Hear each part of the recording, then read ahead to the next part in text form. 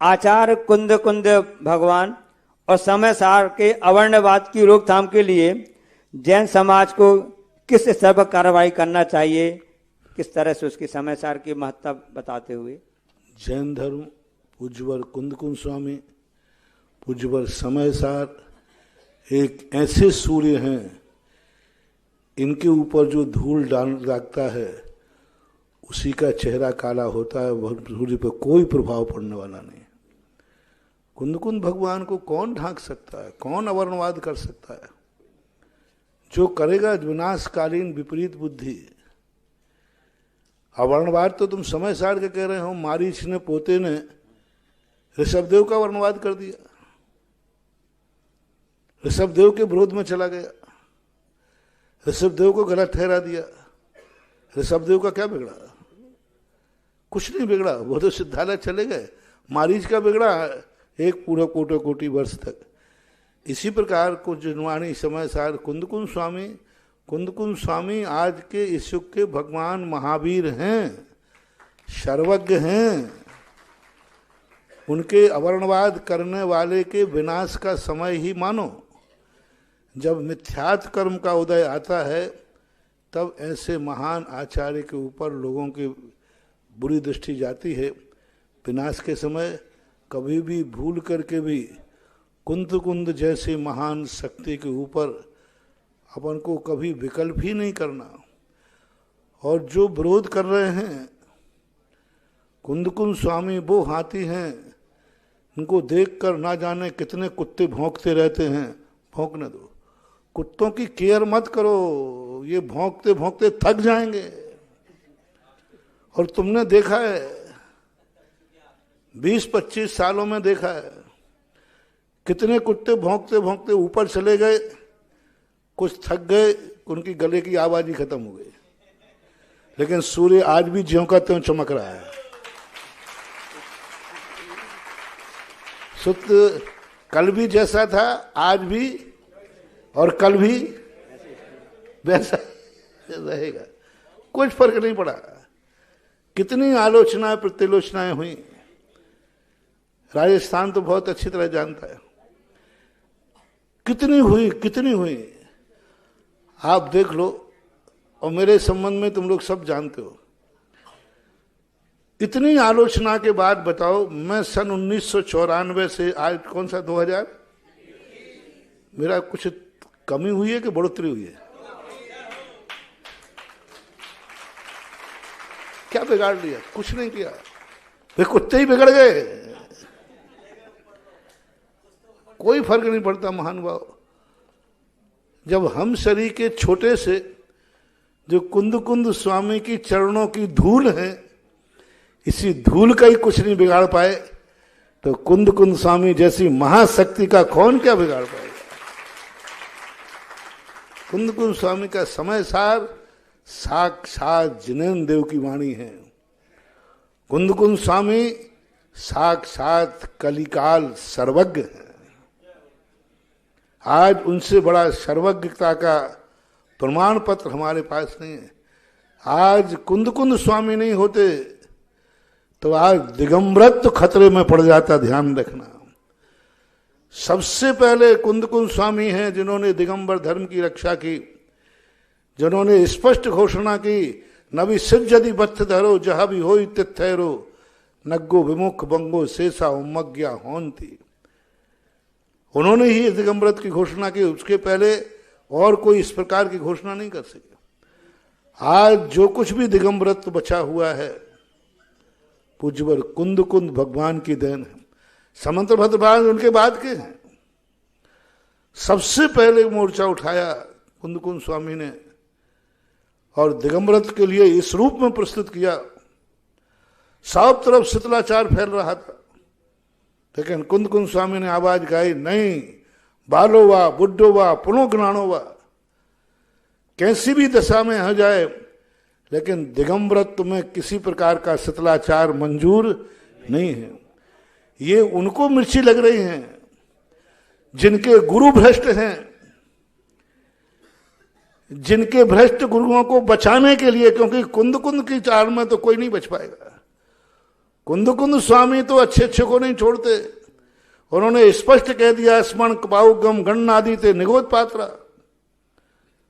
अष्टपावड़ में जो मुनियों की खिंचाई की, थोड़ा भी शिथिलाचार आया तो जो शिथिलाचारी साधु होते हैं उन्हें कुंद स्वामी सुहा ही नहीं सकते, क्योंकि कुंद स्वामी तो कहते हैं कि एकदम किसी प्रकार का बालक हो, वृद्ध हो, बीमार हो, मूलत छेदो न हवदी, तुम मुनि पद छोड़ सकते हो, लेकिन मुनि पद में दोष, ये कुंद की घोषणा थी। कुंद स्वामी ने जो दिगंबरत्व को 16 बनने का सोना सिद्ध किया, और कुंद स्वामी ने जिस मुनि दशा को प्रकट किया, आज के सदाचारी मुनि कुंद को क्यों पसंद करेंगे? क्यों पसंद करेंगे? क्योंकि कुंद को पसंद करते ही उनकी सारा शिथिलाचार, उनका भ्रष्टाचार खत्म होता है। और ऐसे भ्रष्ट शिथिलाचार साधुओं को मानने वाले श्रावक भी कुंद स्वामी को क्यों पसंद करेंगे? क्योंकि यदि कुंद स्वामी को मानते हैं तो उनके गुरु की कलाई खुलती है। इसलिए, और जो सच्चे साधु हैं, जिनको गर्व होता है कि नहीं हमें कुंद स्वामी जैसी चर्या चाहिए है, वे मुनिराज कुंद स्वामी को प्रथम नमोस्तु करके अपना प्रातः काल शुरू करते हैं। और ऐसे अच्छे गुरुओं के भक्त अपने गुरुओं में शिथिलाचार देखना पसंद नहीं करते, बल्कि ये भावना भाते हैं कि हमारे गुरु की चर्या इतनी निर्दोष हो, इतनी निर्दोष हो, जैसी कुंद स्वामी चाहते हैं। हमारे जो अच्छे भक्त होते हैं, जो वो ये चाहते हैं कि हमारे मुनिराज, हमारे गुरुदेव कुंद स्वामी जैसी चर्या पालें। कुंद स्वामी ने जैसा कथन किया है वैसी हमारे गुरु में चर्या देखी जाए। ये अच्छे साधुओं को मानने वाले भक्तों का लक्षण होता है। अच्छे साधुओं को मानने वाले भक्त अपने गुरु में शिथिलाचार पसंद नहीं करते, अपने गुरु में और उज्ज्वलता, कि मेरा गुरु और तपस्वी बने, और ज्ञानी बने, और पुरुषार्थ पालन करे। तो ये है कुंद स्वामी को जो मान रहा है, समझ लेना वह व्यक्ति चाह रहा है कि मेरा चारित्र उज्जवल हो, और श्रावक भी जो चाह रहा है मेरे गुरु उज्जवल हो। इसलिए और कोई कारण नहीं है। कई बार क्या होता है, जब पूरी क्लास में सारे लोग फेल हो जाते हैं तो पास होने वाले का बहिष्कार होता है। पार्टी करते हैं, आपस में पार्टी करते हैं। मैंने एक बार आचार्य जी के संबंध में सोचा, हम तो ठीक है, मैं तो खुरापाती हूँ, देखो मेरी बात तो, मेरा कहीं विरोध होता है तो कोई ज्यादा आश्चर्य नहीं, क्योंकि मैं भी कोई छेड़ता रहता हूँ मैं कोई साथ बैठने वाला नहीं, क्योंकि मुझे मजा इसी में आता है। मैं दो तीन महीने में यदि कहीं से मेरे विरोध में कोई बाहर सब नहीं आती तो मुझे गैस बन जाती है। तो मैं प्रवचन में एक आध तीर छोड़ देता हूं, फिर 2-3 महीने शांत बढ़ जाता हूं, फिर 2-3 महीने में कुत्ते भौंकते रहते हैं, और फिर जैसे ही चुप हुए तो वो तो मेरा नेचर है। इसलिए मुझे तो कोई डर नहीं है, क्योंकि मैं खुद चाहता हूं कुत्ते भौंकते रहें, क्योंकि मैं जागता रहूंगा। मैं चाहता हूं कुत्ते भौंकते रहें, इसलिए हमने तो अपना चुनाव चिन्ह क्या बना लिया। लेकिन जब मैंने आचार्य जी के संबंध में सोचा, मैंने कहा मेरे गुरुदेव तो कभी किसी के संबंध में कभी बोलते ही नहीं, कुछ बोलते ही नहीं, कुछ भी नहीं बोलते। वो तो उनका विरोध क्यों है? उनका लोग विरोध क्यों करते हैं? उनको साधु लोग पसंद क्यों नहीं करते? कट्टर मुनि भक्त भी आचार्य जी का विरोध क्यों करते हैं? और मुनि लोग भी मुनि महाराज क्यों विरोध करते हैं? अब मैं बहुत सोचता रहा कि मैंने कि आचार्य जी में कमी क्या है, जिस कारण मुनि महाराज और मुनि भक्त लोग विरोध करते। मुनि विरोधी करे तो बात अलग है, क्योंकि आचार्य जी के मुनि भक्त लोग बहुत बोलते। तो मैंने बहुत सोचा कि आचार्य जी में, लेकिन मुझे तो कोई कमी दिखी नहीं, आज तक नहीं दिखी। फिर मैंने सोचा उन्हीं महाराजों से पूछो,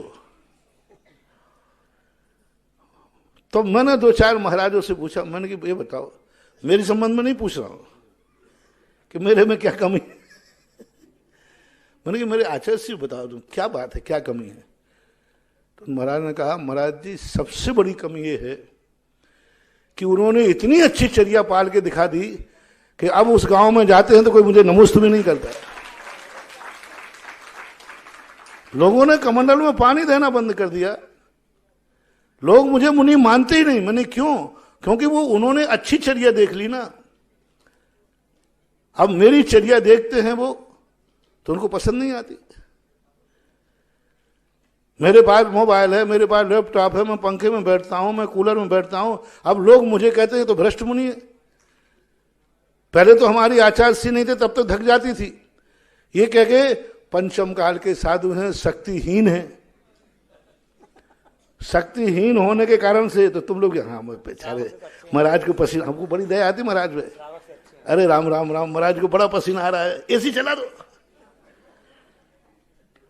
लेकिन जब लोगों ने देखा कि आचार्य विद्यासागर भी पंचम काल में जन्मे के चौथे काल में, पंचम काल में जन्मे वाले आचार्य श्री जब बिना एसी कूलर के रह सकते हैं तो तुम क्यों नहीं, ये लांछन मुझे आचार्य विद्यासागर महाराज के कारण सहन करना पड़ता है। आचार्य श्री की चर्या देखने के बाद कोई दूसरे साधु की चर्या पसंद ही नहीं करते। तो मैंने क्या चाहे, तो बोले आचार्य श्री को अपनी चर्या में थोड़ा सतलाचार लाना चाहिए, हम लोगों पर दया करना चाहिए। तो मैंने उनसे पूछा, मैंने कि भाई बताओ क्या करना चाहिए आचार्य श्री को। बोले थोड़ा आचार्य श्री को हम हीन समझने वाले हम लोगों को दया करके थोड़ा कुछ उनको चर्या को शिथिल करना चाहिए, जिससे लोग हम लोगों को भी मुनि मानने लग जाएं। महेंद्र जन पत्रिका। जब ये बात जब मैंने सुनी, महाराजों के मुख से सुनी है, स्पष्ट बोल रहा हूं, तब मैंने कहा कि भैया क्यों ना अपन लोग सब विचार करें, आचार्य श्री अपनी सत्या में शिथिल करने की अपेक्षा अपन क्यों नहीं आचार्य श्री की चर्या का पालन करें, तो दोनों काम हो जाएंगे। क्यों ना अपन उनकी चर्या अपनाएं, जब वो पंचम काल में इस प्रकार की चर्या पालन कर सकते हैं तो क्यों ना अपन सब ताकत लगाएं और अपन उन जैसी चर्या अपना करके, क्योंकि ये तो आपके ज्ञान में आ गया कि उनकी चर्या शुद्ध है। उन्होंने खुद कहा कि आचार्य श्री की चर्या इतनी अच्छी है, इतनी उत्कृष्ट है कि उस चर्या के साथ देखने के बाद फिर व्यक्ति कोई दूसरे मुनि की चर्या पसंद नहीं कर सकता। तो हमने कहा उनको नीचे गिराने की अपेक्षा अपन लोग ऊंचे उठें। बस आचार्य श्री का सबसे बड़ा दोष ये है कि पंचम काल में वो इतने अच्छे नंबरों से पास कैसे हो गए, बस ये गलती है। क्योंकि क्लास में फेल होने वालों का बहुमत ज्यादा है, तो फेल होने वालों की तो पार्टी चलती है और पास होने वाले का बहिष्कार होता है। लेकिन फेल होने वाले पास होने वाले का कितना ही बहिष्कार कर दें, अंत में जब कोई इंटरव्यू होगा तब वो बहिष्कार काम नहीं आएगा, वो पास का सर्टिफिकेट ही काम आएगा। कितने बहिष्कार कर लो, क्या फर्क पड़ने वाला है। जब किसी अच्छे IAS ऑफिसर का भाई वो इंटरव्यू होगा तो वो बहिष्कार काम देखा जाएगा वहां या उनके नंबर देखे जाएंगे। बस इसी प्रकार से जब कर्मों का बंध और प्रभाव स्वभाव देखा जाएगा, उस समय आचार्य श्री की चर्या ही काम आएगी, तुम्हारी निंदा उनका कुछ भी नहीं बिगाड़ पाएगी। इसलिए रे महानुभावों, यदि कुंद कुंद स्वामी नहीं बन सकते हो, आचार्य विद्यासागर महाराज नहीं बन सकते हो, तो कम से कम उनकी चर्या को अपने जैसे शिथिलाचार बनाने का भाव तो मत करो। कुंद कुंद स्वामी को कोई फर्क नहीं।